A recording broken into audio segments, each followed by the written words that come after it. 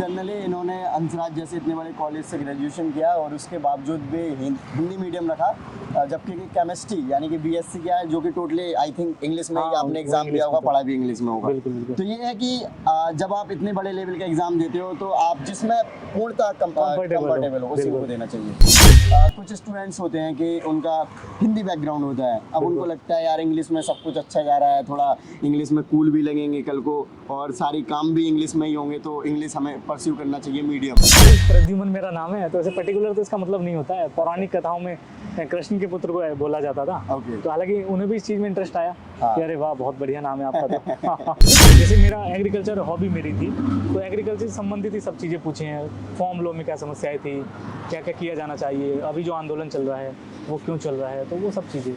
Hello everyone, welcome to student. So friends, अभी हमारे साथ है प्रद्युमन भाई, जिनका अभी यूपीएससी का इंटरव्यू हुआ है और ये मेरे कॉलेज से ही है। इसके पहले मैंने इनके साथ मेंस का भी रिव्यू किया था, तो आज हम जानते हैं इनसे कि इनका यूपीएससी का इंटरव्यू कैसा रहा, किस तरीके के क्वेश्चंस पूछे गए और किस तरीके से इन्होंने तैयारी करी। अभी आगे प्रीलिम्स भी आने वाला है, क्या उसका फियर है इनको या फिर ये सोच रहे हैं कि इस बार क्रैक कर देंगे यूपीएससी। सबसे पहले कैसा लग रहा है इंटरव्यू देख रहा है? बहुत लोड था बहुत दिनों से कि इंटरव्यू बहुत जल्दी से हो जाए, तो अभी तो बहुत ही फ्री मतलब महसूस कर रहा हूँ, बहुत अच्छा लग रहा है मुझे तो। ओके, जैसे कि भूपिंदर भाई भी साथ में आए और भी तुम्हारे फैमिली के साथ में आए थे, तो फैमिली वगैरह के लोग इस तरीके से साथ में आते हैं तो किस तरीके से मोटिवेशन रहता है? नहीं, ऐसा है, फैमिली के साथ रहते हैं, माता पिता साथ होते हैं, तो एक मोटिवेशन रहता है कि चलो माता पिता साथ हैं, उनका आशीर्वाद साथ है।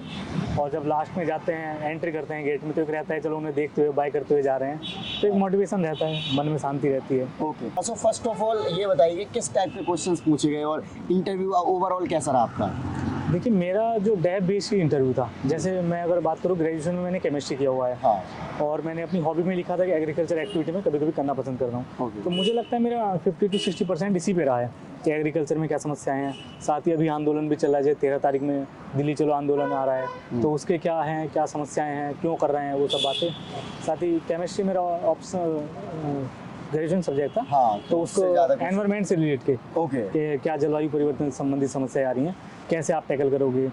तो थोड़ा सिचुएशनल कि आप केमिस्ट्री के हो, अगर आप मुझको सलाह दोगे मैं क्या 3 स्टार्टअप करूँ केमिस्ट्री संबंधित, तो वो आप क्या करोगे। तो ओवरऑल कितने मिनट इंटरव्यू चला आपका? मेरा था लगभग 32 मिनट के आसपास मेरा इंटरव्यू था और सुहैन सर का बोर्ड था। बहुत ही कॉर्डियल माहौल था, बहुत ही अच्छा। मैं तो पहले बहुत घबरा रहा था। अच्छा। बाकी बहुत ही कूल कर देते हैं वहाँ पर, तो बहुत ज़्यादा घबराने की जरूरत है नहीं वैसे। ओके, ऑप्शनल सब्जेक्ट क्या है आपका? मेरा हिंदी साहित्य। हिंदी साहित्य है। तो आपने केमिस्ट्री क्यों नहीं रखा, सबसे पहले तो यही बता दीजिए। ये केमिस्ट्री देखो, हिंदी साहित्य में इसमें ये तो कोई छिपाने वाली बात है भी नहीं कि सिलेक्शन थोड़ा सही हो रहा है हिंदी साहित्य में, तो ये भी एक बात है। मार्किंग पैटर्न थोड़ा सही रहता है और फिर हिंदी बेल्ट के हम आदमी होते हैं ना, तो एक रहता है कि हिंदी में हमारा एक जुड़ाव रहता है, एक पकड़ होती है हिंदी पे। तो उसमें बेहतर मार्क्स भी इसलिए हम ले आते हैं। तो आपने मीडियम क्या चूज़ किया फिर? मीडियम मेरा हिंदी था। हिंदी मीडियम रखा ओवरऑल? हाँ, ओवरऑल। देखिए फ्रेंड्स, जनरली इन्होंने अंसराज जैसे इतने बड़े कॉलेज से ग्रेजुएशन किया और उसके बावजूद भी हिंदी मीडियम रखा, जबकि केमिस्ट्री यानी कि बीएससी किया है, जो कि टोटली आई थिंक इंग्लिश में ही आपने एग्जाम दिया होगा, पढ़ा भी इंग्लिश में होगा। बिल्कुल। तो ये है कि जब आप इतने बड़े लेवल का एग्जाम देते हो तो आप जिसमें पूर्णतः कंफर्टेबल हो उसी को देना चाहिए। ठीक है। जनरली एक चीज़ और मैं आपसे पूछ रहा हूँ फिर, कुछ स्टूडेंट्स होते हैं कि उनका हिंदी बैकग्राउंड होता है, अब उनको लगता है यार इंग्लिश में सब कुछ अच्छा जा रहा है, थोड़ा इंग्लिश में कूल भी लगेंगे कल को और सारी काम भी इंग्लिश में ही होंगे, तो इंग्लिश हमें परस्यू करना चाहिए मीडियम।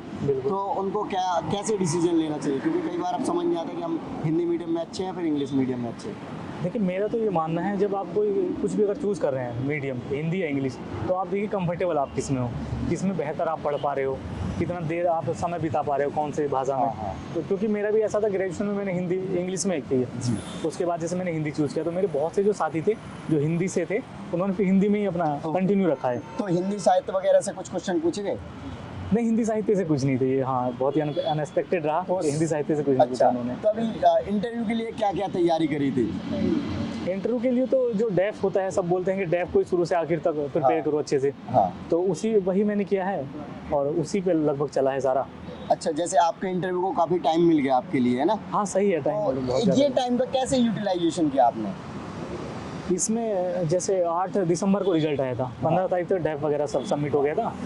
तो 15 तारीख से और जो 15 दिन थे वो दिसंबर के, तब मैंने सोचा था कि जो चीज़ें हमने नहीं पढ़ी, जैसे नाम का क्या अर्थ होता है, ग्रेजुएशन में थोड़ा केमिस्ट्री पढ़ लो, अपनी हॉबी के बारे में पढ़ लो, तो मैंने 15 दिन में पढ़ लिया था। तो उसके बाद फिर मैं मॉक देने स्टार्ट किए थे। ओके, तो आपने अपने नाम का पर्टिकुलरली मतलब भी सीखा है? क्या नाम मतलब निकला? नहीं, प्रद्युमन मेरा नाम है, तो ऐसे पर्टिकुलर तो इसका मतलब नहीं होता है। पौराणिक कथाओं में कृष्ण के पुत्र को बोला जाता था। तो हालांकि उन्हें भी इस चीज़ में इंटरेस्ट आया कि अरे वाह, बहुत बढ़िया नाम है आपका। तो सही है। अच्छा, करंट अफेयर्स वगैरह कितने टाइम का फिर प्रिपेयर किया? अब जैसे करंट अफेयर्स का तो कोई लिमिट नहीं है। हाँ, कैसे किया? देखिए, एक तो जो लास्ट के 2 साल के जो करंट हॉट मुद्दे रहे होते हैं, तो वो मैं पढ़ता था। साथ ही जब से रिजल्ट आया तब से डेली न्यूज़पेपर और जो भी करंट में चल रहा है वो, और लास्टली जब जो हमारा लास्ट वीक है इंटरव्यू का, उसमें तो एकदम अच्छे से पढ़ना है सब कुछ। हाँ। तो वो मैंने किया है। साथ ही करंट में भी ऐसा होता है, मैंने जो महसूस किया है कि जो हमारा डेफ होता है उसी से कहीं ना कहीं रिलेट करते हैं। जैसे मेरा एग्रीकल्चर हॉबी मेरी थी, तो एग्रीकल्चर से संबंधित ही सब चीज़ें पूछी हैं। फॉर्म लो में क्या समस्याएं थी, क्या क्या किया जाना चाहिए, अभी जो आंदोलन चल रहा है वो क्यों चल रहा है, तो वो सब चीज़ें मुझे लगता है। ओके, सो आपका ये जैसे फर्स्ट अटेम्प्ट में हुआ है, तो क्या तैयारियां रही आपकी प्रीलिम्स की? किस तरीके से प्रीलिम्स को टैकल किया था आपने? ओवरऑल जनरली फर्स्ट अटेम्प्ट में इतने जल्दी आप इंटरव्यू तक आ गए हैं, बाय गॉड ग्रेस आपका रैंक भी आ जाए अच्छा, तो क्या आपने स्ट्रेटजी वगैरह कैसे तैयारी करी थी? कॉलेज टाइम से कर दिया था, कैसे किया? नहीं, मैं थोड़ा आपको करेक्ट करना चाहूँगा, ये मेरा 3rd अटेम्प्ट था, पहला मीन्स है। Okay sorry. हाँ, तो लास्ट 2 अटेम्प्ट में ऐसा रहा कि मतलब पहले अटेम्प्ट में तो मेरा सीसेट और जीएस दोनों में नहीं हुआ था, और सेकंड अटेम्प्ट में मेरे जीएस में 110 मार्क्स थे और मैं सीसेट में रहा था। ओके, तो उसके बाद से बस फिर मैंने सीसेट पे ज़्यादा फोकस किया, और इस वजह से पूरी बात दोनों में ही पास हुआ। ओके, एक ये तो सीसेट। अच्छा, सीसेट के बारे में हम बाद में बात करेंगे। कोचिंग इंस्टीट्यूट्स के यहाँ पर टेस्ट सीरीज रखे हैं। जो स्टूडेंट्स 2024 के लिए यूपीएससी की तैयारी कर रहे हैं प्रीलिम्स के लिए, उन सभी के लिए टेस्ट सीरीज की इंपॉर्टेंस काफी हो जाती है, और स्टूडेंट डिफरेंट कोचिंग इंस्टीट्यूट के टेस्ट सीरीज मंगाते हैं। फ्रेंड्स, ये जो टेस्ट सीरीज है ये आपको स्टूडेंट्स बुक शॉप के द्वारा आप घर बैठे मंगवा सकते हैं। जैसे कि आप देख पा रहे होंगे अलग अलग कोचिंग इंस्टीट्यूट के, आपको जिस कोचिंग इंस्टीट्यूट के चाहिए, आप ये जो नंबर देख सकते हैं इस पर कॉल करके घर बैठे मंगवा सकते हैं। और ये 35-40 रुपए का एक टेस्ट पड़ता है, साथ में डिलीवरी चार्जेस अलग से आते हैं। तो आप उनसे जितने भी टेस्ट मंगाने, जैसे विजन के 20 टेस्ट आ गए हैं, सब्जेक्ट वाइज है, इसमें लास्ट में एक रिवीजन का टेस्ट है, तो इस तरीके से जितने भी कोचिंग के टेस्ट होंगे आपको सारे मिल जाएंगे। सो मैं अभी आपको 1 बाय 1 करके दिखा देता हूं। और अगर आप स्टूडेंट बुक शॉप से मंगाते हो जो कि दिल्ली से है, कोई भी टेंशन लेने की जरूरत नहीं, क्वालिटी की और प्रिंटिंग की, और साथ ही साथ आपके घर तक पहुंचाने की। जीएस जैसे आपने बताया 110 मार्क्स आए, इस बार भी में भी अच्छे स्कोर रहा होगा, तब जाके आप मेंस भी लिख रहे हो, फिर इंटरव्यू तक आ गए हो। तो जीएस के बारे में क्या कहना चाहोगे? किस तरीके से प्लानिंग करनी चाहिए, कैसे प्रिपेयर करना चाहिए? देखिए, मेरा जो रहा है, अगर मैं जीएस की बात करूँ तो मैं अपनी सोर्स बहुत लिमिटेड रखता हूँ। जैसे बहुत सारी कोचिंग है, सबके मटेरियल यहाँ पर उपलब्ध हो जाते हैं, तो मैं अपनी सोर्स बहुत लिमिटेड रखता हूँ। और दूसरा, मैं जो रेफरेंस बुक होती हैं वो ज़रूर पढ़ता हूँ। जो कोचिंग वाले बच्चे हैं जिनका नहीं हो पाता है, मेरे कुछ फ्रेंड लोग भी हैं, उनमें मैंने समस्याएं देखी हैं कि वो बस जो कोचिंग के नोट्स होते हैं वही ज़्यादा पढ़ते हैं, और जो रेफरेंस बुक होती हैं उनको कम पढ़ते हैं। तो मेरा तो मानना ये है कि जो साथ में बुक्स हैं उनको ज़रूर पढ़ें। मतलब दोनों का समन्वय होना चाहिए बढ़िया से। हाँ, लेकिन प्रीलिम में बुक्स का ज़्यादा इंपॉर्टेंट रोल है। बुक्स का। और रिवीजन किस तरीके से करते थे? क्योंकि रिवीजन भी सबसे इम्पोर्टेंट बताया जाता है। नहीं, देखिए, अभी 12 तारीख आज है, और लगभग 3 महीने के आसपास ही प्रीलिम है, तो मैं मुझे खुद भी तैयारी दोबारा से करनी है। अभी ज़्यादा तो एक्सपेक्ट नहीं कर सकते, तो मैं भी जैसे 20 फरवरी से प्रीलिम की तैयारी करूँगा। तो मेरा ऐसा होता है कि मैं 3 महीने पहले तैयारी स्टार्ट करता हूँ, और मैं टारगेट रखता हूँ कि कम से कम 3 बार मैं अपना रिवीजन कर सकूँ। हाँ, और 3 बार रिवीजन में जो किसी भी एक कोचिंग है तो उसमें मैं टेस्ट दूँ सारे, और उसके बाद लास्ट मंथ में जो प्रीवियस ईयर क्वेश्चन पेपर होते हैं उनको लगाऊं, वो भी पूरे टाइम के साथ। जैसे 9:30 बजे पेपर होता है, तो पूरे 9:30 बजे ही जीएस का सॉल्व करना है सुबह में। ओके, और मेंस के लिए कैसे करना चाहिए? मेंस के लिए देखिए, मेरा ऐसा था कि जब मेरा सीसेट नहीं हुआ तो तब मुझे लगा कि अब क्या ही करूं, जीएस तो मेरा अच्छा है। हाँ। तो एक तो मैंने तब सीसेट पे फोकस किया, और दूसरा मैंने फिर मेंस आंसर राइटिंग तभी से स्टार्ट कर दी। ओके। ताकि आंसर राइटिंग तब करूँ, बाद में कुछ समस्या ना आए।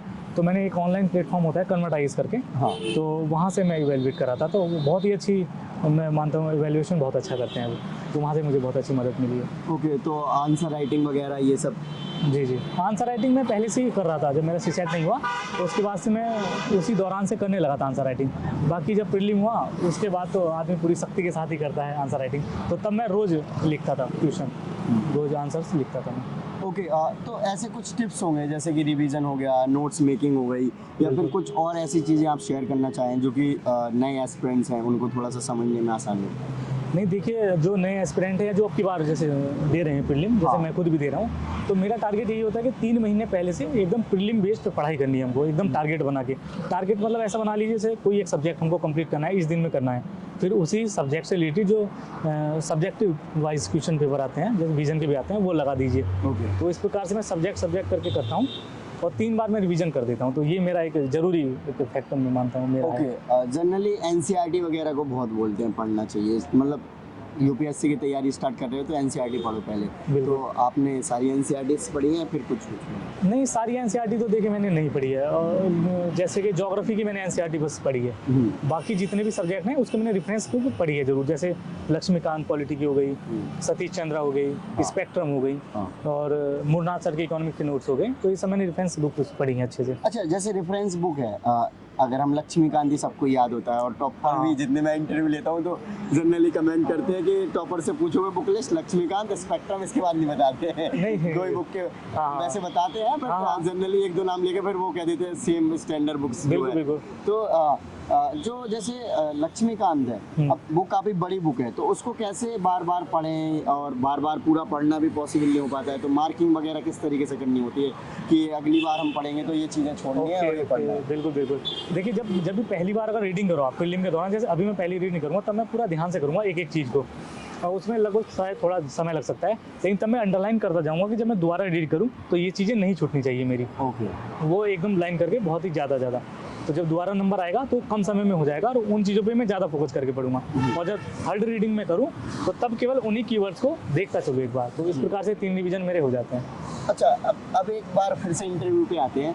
यार कॉन्फिडेंस की बात करें, जैसे होता है ना यार, मैं सोचता हूँ अगर इन केस मैं अगर यूपीएससी का इंटरव्यू देने गया, मैं इतने बड़े बड़े लोगों का, ऑफिसर्स का इंटरव्यू तो करता हूँ, बट यार एक अलग सा नर्वसनेस सा आ जाता है मेरे अंदर कि मैं सुबह शिफ्ट में हो गया तो जल्दी जागना पड़ेगा, और उस दिन प्रेशर इतना होगा कि मैं नींद भी पूरी सही से ले पाऊंगा नहीं ले पाऊंगा। तो इस तरीके की डिफरेंट चीज़ें माइंड में चलती रहती हैं। तो आपको कैसा फील हुआ? मतलब ऑल्दो कि सभी बताते हैं उधर बहुत अच्छा कंफर्टेबल माहौल होता है, बट यार एक साइकोलॉजिकली इम्पैक्ट होता है। अब जैसे मैं इतने सारे इंटरव्यू ले चुका हूँ, मुझे अभी भी थोड़ा फियर है। नहीं देखिए, मैं जैसे आज इंटरव्यू था तो मैं कल शाम से ही बहुत ज़्यादा नर्वस था। मैं बिल्कुल नहीं हंस रहा, बात भी नहीं कर रहा किसी से, और रात में जल्दी सो गया, लेकिन नींद नहीं आई पूरी रात। आप ये समझिए 6 बजे का अलार्म भरा था, लेकिन मैं हर 1 घंटे बाद देखे जा रहा था, टाइम नहीं हुआ, तो ये मैं करे जा रहा। और सुबह तो आप मानिए कि बहुत ही ज़्यादा नर्वसनेस। जब मैं यहाँ आया तो यूपीएससी देखे जा रहा है, ऐसे यूपीएससी भवन के बाहर खड़ा, बहुत ही नर्वस था। बस उस समय का इंतजार कर रहा था कि वो कब समय होगा जब मैं बाहर निकलूँ इंटरव्यू देके, वो सब चीज़ें। फिर जब उन्होंने अंदर ले गए, वहाँ बैठाया बाहर एकदम कक्ष के बाहर इंटरव्यू बोर्ड के, तो तब भी मैं बहुत ज़्यादा नर्वस था बाहर बैठे कि अब अंदर जाना है, एकदम से कैसे फेस करूँगा। तो वो सब चीज़ें रहती हैं। देखिए, अब वो जाहिर सी बात है, होनी भी चाहिए अगर यूपीएससी का आप इंटरव्यू दे रहे हो तो ये होना भी चाहिए। लास्ट में फ्यूचर एस्पिरेंट्स को क्या मैसेज देना चाहोगे? फ्यूचर एस्पिरेंट, देखिए जो मेरा भी अनुभव जो रहा है प्रीलिम को लेके, मुझे लगता है प्रीलिम में ही ज़्यादा मेहनत करनी होती है हर व्यक्ति को, और करनी भी चाहिए। तो अब 3 महीने हैं, अब इसमें लग जाइए। अगर पहले आपने नहीं भी पढ़ाई की या कम भी पढ़ाई की है तो सबको भूल के ये पर्याप्त समय है कि आप निकाल लोगे प्रीलिम। उसमें 2-3 चीज़ों का बेसिक समझ रखते हैं सब्जेक्ट, तब भी है ना। बिल्कुल। तो उसमें 2-3 चीज़ों का ध्यान रखता है। एक तो जीएस को प्रॉपर पढ़ें, और रिवीजन 3 तो जरूर हो जाने चाहिए आपके, ये तो ध्यान रखना है आपको मेनली। साथ ही सीसेट का अगर मैं रोल मानूं, क्योंकि मैं एक बार फेल भी हुआ सीसेट में, तो उसके लिए मैं बहुत ही ज़्यादा बच्चों को कहता हूँ कि उस पर ध्यान रखें, और अभी से कम 2 घंटे तो पढ़ना स्टार्ट कर ही दें सीसेट का। टाइम लगा के शाम में पढ़ सकते हैं, या कुछ भी अगर कुछ उनका पोर्शन कमजोर है तो वो पढ़ सकते हैं। तो सीसेट भी नियमित रूप से पढ़ते रहिए, और ये रिवीजन करते रहिए साथ साथ। और लास्ट जब समय है 1 मंथ, तो उसमें आप कोशिश करिए कि 9:30 बजे एक टेस्ट आप जरूर दीजिए, और 2:30 बजे सीसेट का आप जरूर दीजिए। उससे क्या होता है ना, हमारा एक माइंड सेट तैयार हो जाता है कि 9 बजे हमारा माइंड एक्टिव रहेगा। तो उससे मुझे 2 बार से फ़ायदा मिला है। तो ये मेरे लिए मैं बताना चाहता हूँ कि ये तो बहुत ज़रूरी करना चाहिए नए एक्सपीरियंस को। चलिए, थैंक यू सो मच। और हम सभी आशा करते हैं कि आपका फाइनल लिस्ट में नाम आए, और काफ़ी अच्छा लगेगा। Okay, thank you. चलिए।